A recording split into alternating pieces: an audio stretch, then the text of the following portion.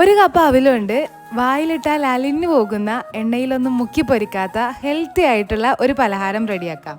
ആദ്യം ഒരു കപ്പ് അവിൽ റോസ്റ്റ് ചെയ്തിട്ട് മിക്സിയുടെ ചെറിയ ജാറിലിട്ടിട്ട് നൈസായിട്ടൊന്ന് പൊടിച്ചെടുക്കാം. ഇനി ഒരു പാനിൽ ബട്ടറോ നെയ്യോ ചേർത്ത് കൊടുത്തിട്ട് കുറച്ച് അണ്ടിപ്പരിപ്പും ബദാമും കൂടെ ചേർത്ത് കൊടുക്കുന്നുണ്ട്.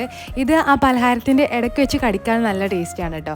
ഇനി ഒരു 2 പഴം ചെറുതായി അരിഞ്ഞത് അതിലേക്ക് ചേർത്ത് കൊടുത്തിട്ട് കുറച്ച് തേങ്ങയും കൂടെ ഇട്ട് കൊടുത്തിട്ട് നന്നായിട്ടൊന്ന് വഴറ്റിയെടുക്കുന്നുണ്ട്. ഇനി അത് പാനിൽ നിന്ന് മാറ്റാം. ഇനി ആ പാനിലേക്ക് തന്നെ അരിച്ചു വെച്ച ശർക്കര പാനിയും കുറച്ച് ഏലക്കാപ്പൊടിയും ചേർത്ത് കൊടുക്കുന്നുണ്ട്.